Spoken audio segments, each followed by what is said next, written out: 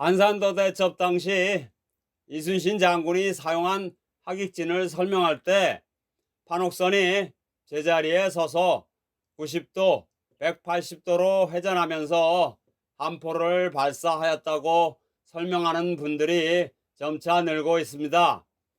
그러나 이는 불가능한 일입니다. 임진왜란 당시의 배는 유일한 제동장치가 닷입니다. 그리고 당시의 배는 부진이 불가능합니다. 닷은 깊은 바다에서는 무용지물입니다. 수심이 낮아 용케 닻을 내리더라도 모든 배는 뱃머리가 닻을 향한 채 바람과 조류의 반대 방향으로 정렬하게 됩니다. 바람과 조류의 반대 방향으로 서 있는 판옥선을 인위적으로 다른 방향으로 바꿀 방법은 없습니다. 특별한 재주가 있어 판옥선을 사격이 가능한 각도로 변경했다 하더라도 판옥선은 바람과 조류 때문에 다시 원래의 방향으로 되돌아갑니다. 따라서 닻을 내리면 함포 발사를 주무기로 하는 판옥선은 함포의 발사 각도를 유지할 수가 없어 전투 기능을 발휘할 수 없습니다. 닻을 내리지 않는다면 임진왜란 당시의 배는 신속히 제자리에 멈출 수 있는 방법이 없습니다. 배가 스스로 멈출 때까지 기다려야 합니다. 더 큰 문제는 따로 있습니다. 모든 판옥선이 각자 제자리에 멈춰 서서 하객진을 만들었다고 가정해 보겠습니다. 과연 판옥선 함대가 각자 제자리에 멈춰 서서 하객진을 유지할 수 있을까요? 그것은 불가능한 일입니다. 왜냐하면 바다에서는 바람과 파도 그리고 흐르는 조류 때문에 판옥선이 제자리에 멈춰 있는 것 자체가 불가능하기 때문입니다. 바닷물은 울돌목과 견내량에서만 흐르는 것이 아닙니다. 어느 바다에서든 물은 항상 흐릅니다. 한산도 앞바다라고 예외가 아닙니다. 바다는 바람도 불고 파도가 치며 바닷물 또한 어디론가 계속 흘러가고 있는데 어떻게 판옥선이 제자리를 고수할 수 있겠습니까? 흐르는 조류를 따라 떠내려가거나 바람과 파도의 영향으로 판옥선 길이 흩어지게 되어 하객진이 붕괴되는 것은 시간 문제입니다. 배가 제자리에서 흔들리는 것을 롤링이라 하고 제자리에 가만히 있지 못하고 제멋대로 돌아다니는 것을漂流라고 합니다. 옛날이나 지금이나 모든 배는 바다 한가운데서 멈추면 롤링과漂流를 동시에 계속하게 됩니다. 따라서 판옥선 함대가 제자리에 서서 하객진을 만든다는 것은 원천적으로 불가능한 일입니다. 판옥선이 제자리에 멈춰 서서 하객진을 펼친다는 가정하에 설명하는 하객진 전투 장면은 더욱 불가능합니다. 가장 대표적인 설명이 판옥선이 제자리에서 회전하면서 함포를 발사한다는 설명입니다. 이때 반드시 등장하는 것이 우리의 자랑스러운 격군과 방향키입니다. 그러나 판옥선의 격군들은 조총의 사격으로부터 보호하기 위하여 외부로부터 두터운 벽으로 차단되어 있습니다. 격군에게는 판옥선의 양쪽 측면에 있는 튼튼한 외벽만이 보입니다. 따라서 격군들은 밖을 볼 수가 없습니다. 당연히 격군들은 판옥선의 방향에 관여할 수 있는 길이 없습니다. 배의 방향을 결정하는 것은 방향키를 잡는 조타수의 고유 권한입니다. 그러나 조타수들이 잡고 있는 방향키는 배가 항해할 때에만 작동하는 장치입니다. 제자리에 멈추고 있는 판옥선의 방향키를 제 아무리 좌우로 힘차게 움직여봐야 배는 움직이지 않습니다. 그렇다면 무엇으로 판옥선을 제자리에서 회전시킬 수 있겠습니까? 이는 불가능한 일입니다. 판옥선을 제자리에서 회전시킬 수 있다고 가정하면 더 큰 난제가 등장합니다. 제자리에서 돌고 있는 판옥선을 한포 사격을 위하여 90도, 180도에서 정확히 세울 수 있는 방법은 존재하지 않습니다. 돌고 있는 물체는 계속 돌려고 한다는 것은 누구나 잘 압니다. 제자리에서 돌고 있는 배는 밖에서 누군가가 잡아줘야 비로소 회전을 멈춥니다.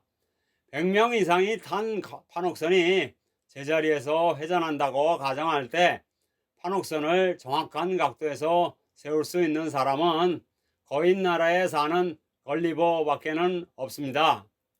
이러한 모든 문제점을 단숨에 해결하는 간단한 방법이 있습니다. 항해를 계속하면 됩니다. 잠시 아래 그림을 봐주세요. 위 하객진 그림은 학의 날개를 접은 모양입니다. 따라서 포위되는 일본 함대의 형태에 따라 학의 날개를 펴서 더 벌어질 수도 있습니다. 대장선의 위치는 편의상 생략하였습니다. 항해를 하객진 모양으로 하면 모든 문제가 간단히 해결됩니다. 다만 이 경우에는 판옥선은 두 줄로 항해해야 합니다. 한 줄은 가고 또 한 줄은 오면서 한포 사격을 하게 됩니다. 하객진의 양쪽 끝에 이르러서는 180도 반원을 그리며 방향을 바꿉니다. 그리하면 갈 때는 좌연, 올 때는 우연을 교대로 사용하면서 총통의 열도 저절로 시킬 수 있습니다. 맨 끝에서 방향을 바꾸고 있는 몇몇 판옥선을 제외하고는 모든 판옥선이 지속적으로 한포 사격을 하게 됩니다. 항해를 계속하는 판옥선은 비교적 중심을 잘 잡고 있어 수군들이 멀미도 덜하고 한포 사격하기도 훨씬 수월합니다. 참고로 우리가 종종 보는 한자로 된 하객진도는 한자를 잘 아시는 분이 육지에서의 하객진을 본따서 그린 그림으로서 바다와 배의 속성을 잘 모르고 그린 것입니다. 전투의 본질 또는 속성으로 보더라도 하객진을 제자리에 멈춰서서 하는 전투라고 하는 것은 있을 수 없는 일입니다. 외적들은 조총과 활을 쏘면서 전속력으로 달려오고 있는데 판옥선만 제자리에 서서 한포를 발사한다면 적에게 조준 사격을 헌납하는 꼴이 되기 때문입니다. 백병전을 허용할 위험도 당연히 증가합니다. 이순신 장군이 임금에게 보고한 견내량 파회 병장에 보면 하객진을 형성하고 일제히 진격하였다. 돌진하며 화살과 총알을 번갈아 쏘았다. 라는 글이 있습니다.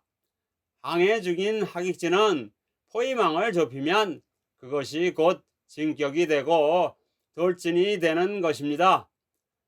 항해하는 하객진은 먼 거리에서는 장군전, 큰 쇠구슬 등을 날려 외적선을 직접 파괴하다가 포위망을 좁혀서 가까워지면 산탄과 화살을 날려 인명살상에 집중하게 됩니다. 만약 50여 척이 만드는 하객진이 너무 길다면 두세 개로 끊어서 하객진을 만들면 됩니다. 거북선을 이용한 하객진의 구체적인 전투 방법은 이미 올린 유튜브 한산도 대첩이라 쓰고 외적이 태각하다라고 읽는다 에서 자세히 설명하였습니다. 꼭 하객진이 아니더라도 판옥선은 바람과 파도 그리고 조류가 흐르는 바다에서 제자리에 멈춰서는 방식으로는 진을 만들 수 있는 방법이 존재하지 않습니다. 배가 잠시도 가만히 있지 않고 제멋대로 돌아다니기 때문입니다. 따라서 판옥선이 만들어내는 모든 진법은 항해하면서 만들 수 있을 뿐입니다. 그리고 모든 진법은 두 줄로 서서 한 줄은 가고 한 줄은 오면서 만드는 것입니다. 두 줄이 학의 모양이 되면 학익진, 일자 모양이 되면 일자진, 부산포 해전처럼 일자진이 너무 길어지면 장사진이 되는 것입니다. 물론 말은 쉽지만 많은 훈련을 거쳐야 함은 당연합니다. 한 줄은 왜 안 될까요? 한 줄로 하면 중앙을 통과한 배는 외적으로부터 영원히 멀어질 뿐 돌아올 방법이 없기 때문입니다. 결론적으로 이순신 장군이 지휘하는 전투에서 판옥선이 제자리에 멈춰서서 하는 전투는 없습니다. 판옥선이 제멋대로 움직이는 것, 즉 롤링과 표류를 통제할 방법이 없고 멈춰있는 판옥선을 원하는 방향으로 전환시킬 수도 없기 때문입니다. 방향을 바꾸려면 일단 항해를 시작한 후 방향키를 작동시켜야 비로소 방향 전환이 가능합니다. 일본 전투선이 판옥선에 달라붙더라도 항해를 계속해야 합니다. 그럴수록 더욱 힘차게 노를 젓고 방향키를 이용하여 판옥선을 지그재그로 몰아야 합니다. 그래야만 달라붙은 외적선을 떨쳐내기도 쉽고 외선들이 판옥선에 사다리를 걸기도 어려우며 기어오르는 외병들을 바다로 떨어뜨리기도 쉽기 때문입니다. 제자리에 멈춰 선다면 어서 빨리 판옥선으로 올라오라고 도와주는 격이 되기 때문입니다. 끝까지 들어주셔서 감사합니다.